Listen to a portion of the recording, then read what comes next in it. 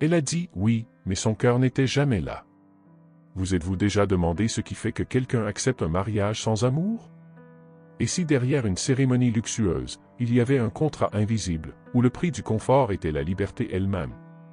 C'est l'histoire d'une femme qui a échangé son âme contre la stabilité, et qui n'a réalisé que ce qu'était l'amour quand il était trop tard.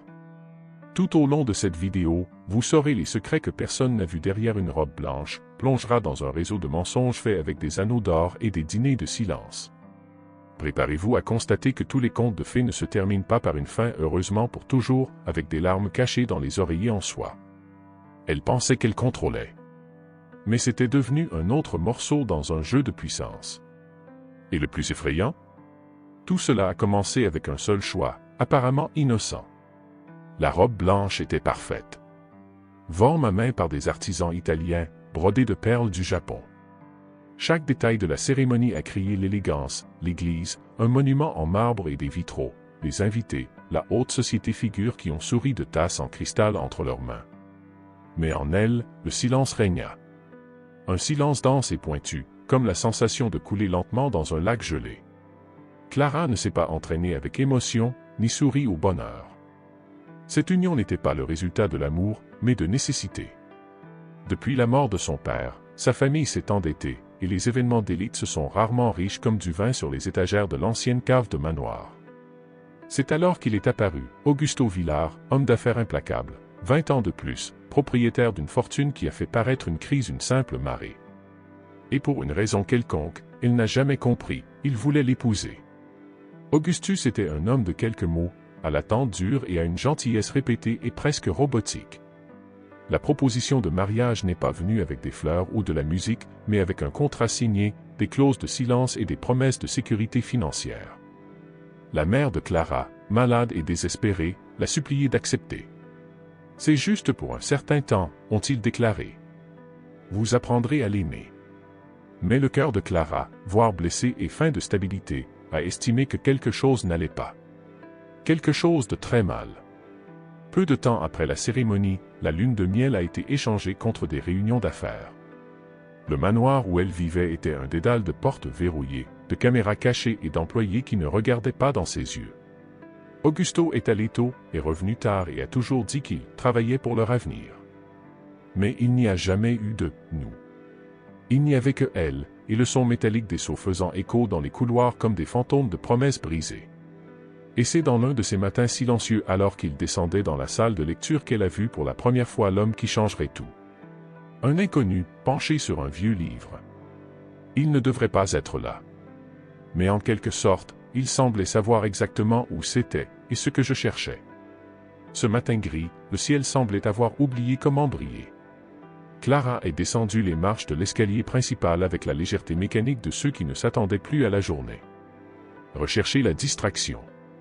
Une tentative vide d'échapper aux poids invisibles qui s'accrochent aux épaules du mariage.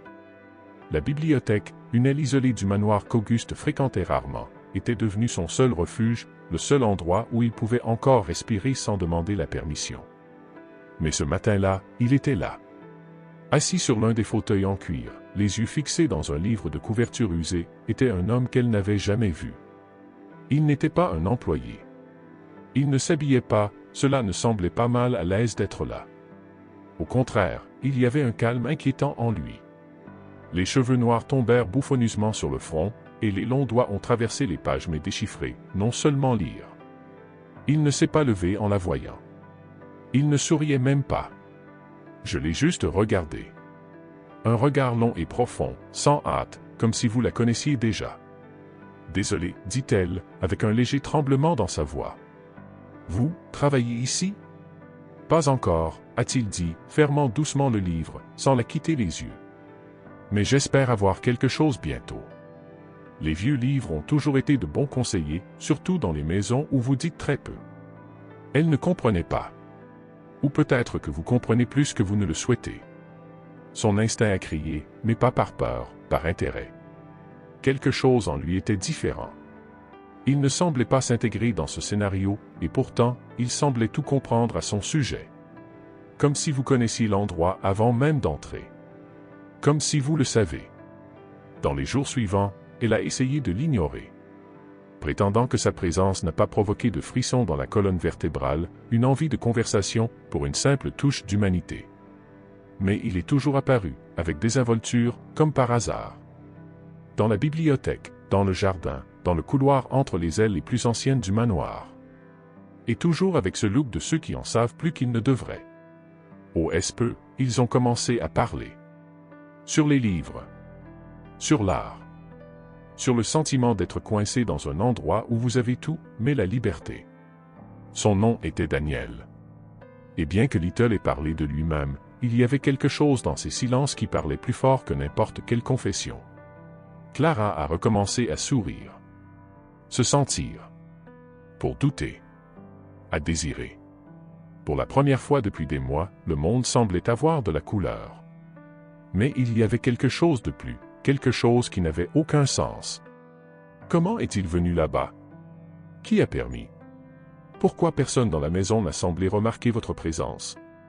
L'après-midi, il a cité, en détail, son enfance, mentionnant le nom du chien qu'elle avait 8 ans, et elle n'a jamais dit à personne dans cette maison, Clara, Daniel n'était pas seulement un visiteur.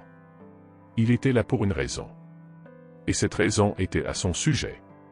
Souhaitez-vous changer quelque chose dans ce tronçon? Allons-y.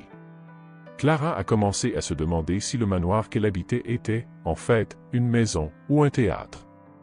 Chaque pièce semblait mettre en scène quelque chose, des dîners pleins de regards froids, des couloirs où les chuchotements ont disparu entre les murs, des portes qui ont conduit à des endroits que personne ne visitait.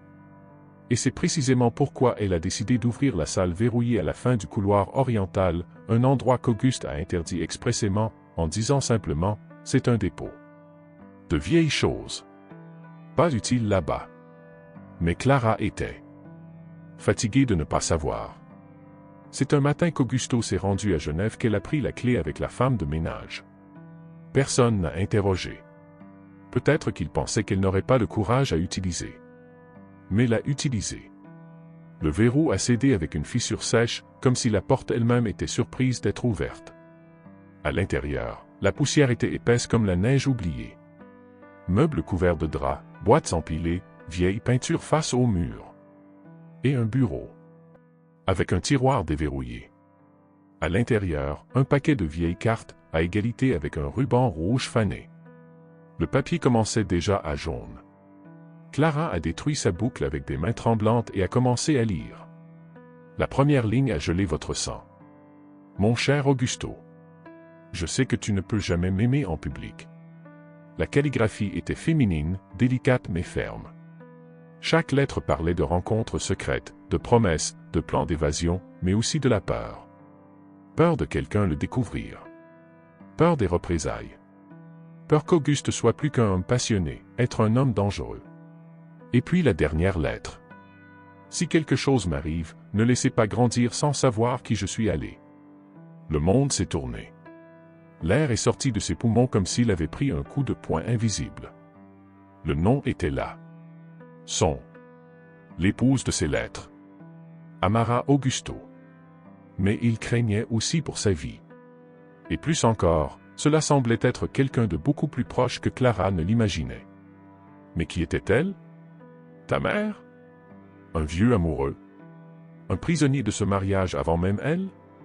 Cette nuit-là, Clara n'a pas dormi. Il a caché les cartes sous le matelas, comme un enfant avec un trésor interdit. Et dans le silence de l'aube, il pensa à nouveau à Daniel. Parce que quelque chose en elle a dit qu'il connaissait ces lettres. Peut-être même la femme qui les a écrites. Peut-être était-il la seule personne à pouvoir répondre, qui était vraiment Augusto Villard. Voulez-vous apporter des modifications dans ce tronçon? Le lendemain, Clara s'est réveillée avec un nouveau sentiment, l'agitation accompagnée d'un but. Elle n'était pas sûre de ce qu'elle cherchait, mais elle savait qu'elle ne pouvait plus vivre en silence. Les lettres avaient ouvert une fissure, et il est entré en lumière trop crue pour être ignoré.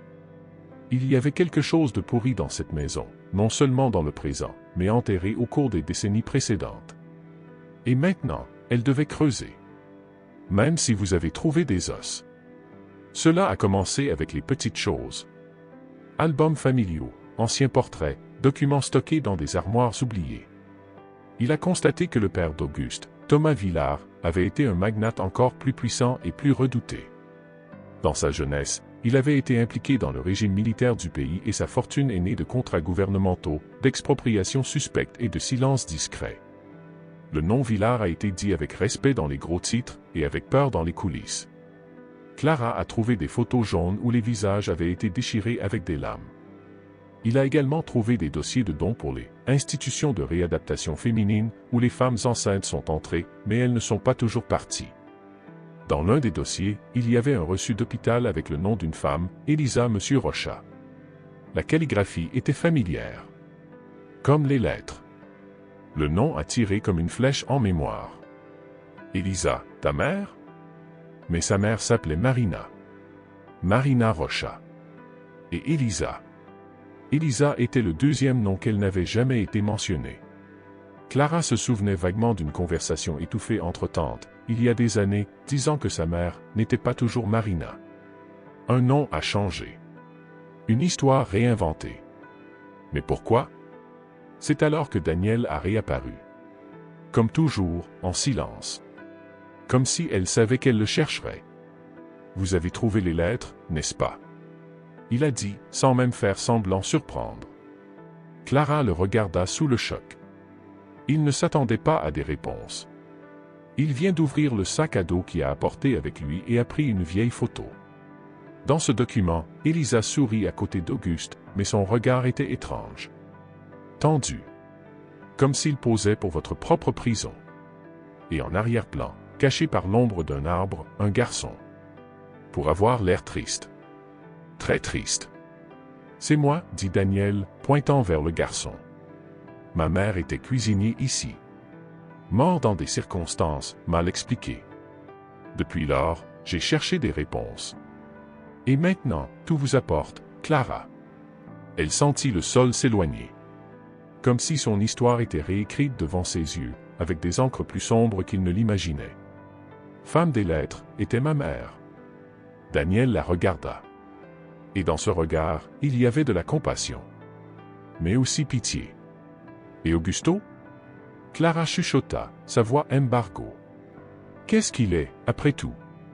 Daniel a répondu bas, comme si les murs eux-mêmes étaient encore entendus. Ce n'est pas seulement votre mari, Clara. C'est l'homme qui a détruit nos mères. Et maintenant, il fait avec vous exactement la même chose. La maison ne semblait plus silencieuse. Maintenant, elle avait l'air regardée. Clara sentit les yeux d'Augusto même lorsqu'il n'était pas présent. Les murs, une fois froids, semblaient maintenant contenir des secrets vivants. Dans chaque verrou, dans chaque réflexe miroir, à chaque étape résonnant vide dans les couloirs, elle imaginait que quelque chose la regardait, prête à la faire taire, comme elle en avait fait tant auparavant. Cette nuit-là, Daniel est revenu, cette fois avec plus que des mots. A apporté des documents. Records. Journaux de temps, enquêtes enterrées par des accords de justice. Tout le monde avait le même dénominateur commun, Augusto Villard. Ce n'est pas seulement un homme riche, Claire, a déclaré Daniel, avec une fureur contrôlée dans ses yeux. Il est l'héritier d'un empire construit sur le silence et le sang. Daniel a ouvert un dossier qu'il avait installé au fil des ans. Clara a retourné chaque page avec des mains qui tremblaient davantage à chaque révélation. Il y avait des femmes qui ont disparu après la participation aux membres de la famille Villard. Certains ont été officiellement donnés comme instables et admis dans des cliniques privées, d'autres ont simplement cessé d'exister. Elisa Rocha, sa mère, faisait partie de ces femmes. Envoyée dans l'un de ces endroits où il avait hanté d'exposer Augusto, enceinte de Clara. Votre naissance, Clara, dit Daniel, avec une douleur qui a traversé la gorge. C'était un risque. Sa mère pensait qu'elle pouvait protéger son épousé quelqu'un du radar. Il a changé son nom, a disparu. Mais Augustus l'a trouvé. Il trouve toujours. Cria Clara. Mais pas pour la tristesse, pour la colère. Chaque geste affectueux, chaque cadeau coûteux, chaque promesse qu'Augusto avait maintenant dissoute dans l'acide. Elle n'était pas une femme. C'était le dernier lien d'un plan de contrôle, une poupée en porcelaine placée là pour fermer les vieux fantômes. Et toi? A-t-elle demandé enfin. Pourquoi es-tu ici, Daniel? Pourquoi maintenant? Il a hésité. Pendant une seconde, Clara a vu un conflit interne sur son visage, comme s'il se débattait entre la vérité et la protection. Parce que je t'aimais, avant même de te rencontrer. Ces mots la frappent comme un coup de vent. Daniel a expliqué que ces dernières années, il a suivi les traces d'Auguste, et dans chaque histoire de destruction, il y avait un modèle. Quand elle a découvert Clara, elle a vu sa répétition, et a décidé de l'empêcher d'avoir le même sort que sa mère. Mais il y en avait plus. Je suis ton frère. Le monde s'est effondré. Pas de sang. Mais de douleur. Daniel était le fils du cuisinier, oui, mais Augustus était son père. Un fruit de la violence et de la manipulation qu'il a exercée sur toutes les femmes autour de lui. Un fils bâtard caché par la honte et le mépris. Un secret qu'Auguste ne lui a jamais permis de se révéler. Et maintenant, il y avait Clara, fille de la femme qu'il a tenté de détruire, Daniel, fils de la femme qu'il a supprimée. Unis par le passé, séparés par la douleur. L'amour entre eux est alors devenu impossible. Mais la vérité n'était pas négociable. Et maintenant, Clara savait. Je savais que je ne pouvais plus m'enfuir. S'il voulait se sauver et rendre justice aux voix silencieuses, il devrait affronter Auguste. Même si cela coûte tout ce qui en restait. Le lendemain matin, Clara n'est pas allée au café. Pas même pour le déjeuner. Il est resté enfermé dans sa chambre, face à sa propre image dans le miroir. Pour la première fois, il s'est vu comme faisant partie de la mise en scène qu'il détestait toujours, maquillage impeccable, bijoux hérités des femmes au silence, une vie construite avec du ciment de mensonges. Maintenant, tout était clair. Et chaque seconde, quelque chose en elle a cessé d'exister, la fille obéissante, la femme soumise, l'épouse du contrat. Cet après-midi, Auguste est revenu. La réunion à Genève avait été annulée. Il entra dans la pièce sans battre, comme il a toujours fait, mais Clara n'était plus assise dans le fauteuil en attendant de fausses nouvelles d'un avenir prospère. Il se tenait près du lit avec ses cartes dans ses mains.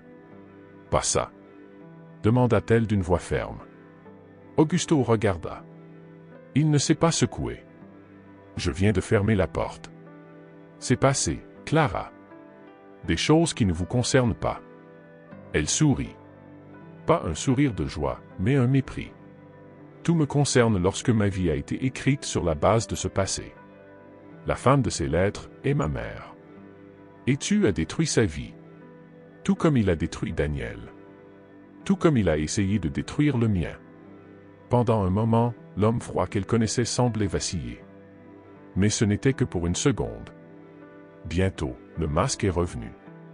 Auguste s'approcha lentement, les yeux fixes sur les siens. « J'ai pris soin de toi. Je vous ai tout donné. Tu m'as acheté. » Augusto a tendu la main. J'ai essayé d'obtenir les lettres. Clara s'est retirée. Il n'a pas crié. N'a pas menacé. Il a juste dit. Ça se termine ici. Et à ce moment, Clara s'est rendue compte. Ce n'était pas un avertissement. C'était une phrase. Cette nuit-là, Daniel ne s'est pas présenté. Son téléphone portable était éteint. Elle a appelé plusieurs fois. Rien. Le désespoir est revenu comme un tsunami. Il a commencé à sentir qu'il avait fait une erreur. Ayant confronté Auguste comme celui-ci, sans plan, sans itinéraire d'évasion, avait été dangereux. Très dangereux. C'est alors que Clara est entrée dans son bureau. Je n'avais jamais pu ouvrir cette porte. Mais cette nuit a été déverrouillée. Sur la table, un contrat. Pas les affaires. Un testament. Où Clara est apparue comme une héritière universelle, mais avec des clauses qui exigeaient un silence absolu dans le passé, sur Elisa, sur toute relation avec Daniel. C'était un plan, faire taire le passé avec de l'argent. Comme toujours. Mais ce qui a fait perdre son souffle, c'est le dossier d'à côté. Photo d'elle avec Daniel. Date. Horaire. Écoute. Caméra. Augusto savait tout. Elle n'a pas eu le temps de réfléchir. La fissure sèche du sol a dénoncé une présence derrière elle. Vous avez déménagé où vous ne devriez pas, Claire. Augusto était là. Mais je n'étais pas seul. La femme de ménage. Le conducteur. 2 employés fiables. Tout s'est arrêté à la porte. Tout le monde le savait. Tout le monde faisait partie de la mise en scène. Clara a avalé sec. Je savais que la sortie ne serait pas négociable. Mais avant qu'il ne puisse s'approcher, un bruit est venu du couloir. Un cri étouffant. Et puis le bruit de quelque chose qui tombe. Et puis, silence. La porte de la bibliothèque s'est ouverte dure. Daniel. Sang sur le visage. Respiration haletante. Un pistolet dans les mains. Maintenant tu es celui qui entendra, Augusto. Les masques étaient sur le sol. Et le jeu a finalement commencé. Ici, tout converge. La vérité est exposée. Les personnages sont dépouillés de masques. L'amour, le traumatisme, le désir de justice et le désir de vivre en collision. Le point culminant doit être intense, émotionnellement dévastateur, mais aussi libérateur. La fin de cette histoire ne sera pas heureuse, mais ce sera vrai. Et au fond, c'est ce qui sauve toujours. Daniel a pointé le pistolet avec ses mains tremblantes, mais ses yeux fermement. Il n'en avait jamais tenu un auparavant. Clara l'a vu dans la façon dont ses doigts semblaient indécis et épaules tendues, la respiration nue. Mais ce qui manquait dans la technique a été laissé dans la douleur. La douleur s'est accumulée pendant des années, pendant des générations, qui est maintenant sortie sous forme de cris. Augustus n'a pas bougé. Il connaissait le pouvoir de la peur. Et donc ça sourit. « Tu vas me tirer dessus, mon fils. » Il a dit avec un dédain chuchoté, presque affectueux. Daniel hésita. Et cette hésitation était tout ce qui devait avancer. Dans une seconde, il était sur lui. Le pistolet est tombé au sol, glissant sous le bureau. Cria Clara. Le bruit de l'impact, le corps de Daniel étant jeté dans le mur, le coup sec de bois qui part, tout s'est déroulé comme un cauchemar sans logique, où le temps s'accélère et ralentit sans avertissement. La femme de ménage a essayé d'intervenir, mais Clara l'a poussé. Il a pris l'arme. A souligné. Augusto s'est arrêté. Vous avez tout détruit. Ma maman. Daniel. Tu m'as utilisé. M'as acheté. Vous pensiez que vous pouviez contrôler l'amour lorsque vous contrôlez vos contrats, a-t-elle dit, sa voix étouffée, son doigt dans le déclencheur. Je t'ai sauvé. Augusto a répondu. Sans moi, tu serais juste une autre femme oubliée. Je préfère être oublié, qu'à vivre en me souvenant que j'étais votre prisonnier. Augusto a avancé. Le tir résonna comme du tonnerre. Il est tombé. Dur. Rapide. Sans dire autre chose. Le silence qui a suivi n'était pas de paix. C'était en deuil. Je me bats pour l'amour qui n'a jamais existé. Pour les années volées. Par les vies façonnées par la cupidité d'un homme qui pensait pouvoir tout acheter, même le silence de l'amour. Daniel était vivant, blessé, mais conscient. Les deux se regardèrent pendant de longues secondes avant que Clara ne laisse tomber le pistolet et tomba à genoux. Elle n'a pas pleuré. Pas encore. Le corps était sous le choc. Mais l'âme commençait à respirer. La police est venue plus tard. Le scandale a été noyé par l'influence restante de la famille Villard, mais pas complètement.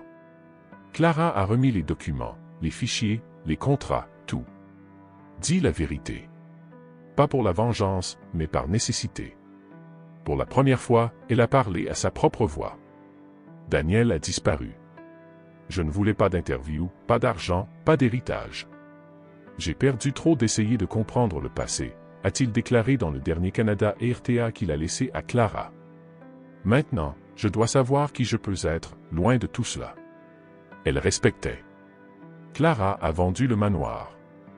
Il a fait don d'une partie de la fortune héritée aux institutions de protection des femmes. Il a redémarré ailleurs, un autre nom. Mais il ne s'est pas enfui. Déplacé. Portant les cicatrices, mais aussi le courage qu'il avait découvert en lui-même. Et quand quelqu'un, des années plus tard, lui a demandé si elle était vraiment tombée amoureuse, Clara sourit. Un sourire triste, mais plein de réel. Oui. Mais aimer signifie parfois lâcher prise. Parce que l'aimante, a-t-elle appris, ne doit pas être arrêtée à quelqu'un. C'est se libérer. Si vous le souhaitez, je peux configurer une conclusion vidéo ou vous aider avec la description, le titre et le crochet final. Désirez-vous autre chose? Conclusion pour la vidéo. Bien sûr. Voici la conclusion idéale de la vidéo, faite pour que le spectateur soit ravi, réfléchissant et affecté, avec ce sentiment qu'il vient de regarder quelque chose de grand, profond, significatif. Et donc l'histoire de Clara se termine. Une femme qui a échangé la liberté pour la sécurité et a constaté que la vraie prison s'embarre, a des promesses vides, des yeux froids et de lourds silences à ignorer.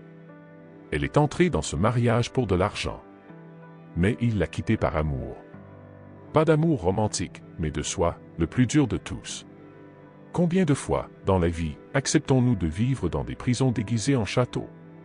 Combien de fois avons-nous fermé notre vérité pour adapter le rêve de quelqu'un d'autre? Cette histoire concerne la trahison, oui. Sur le complot, le pouvoir, le silence. Mais surtout, il s'agit de courage. Le courage de briser le cycle. Le courage de choisir sa voie, même si tout se passe. Si cette histoire vous a ému, partagez. Peut-être que quelqu'un doit se rappeler que l'amour, sans liberté, n'est qu'une autre forme de prison.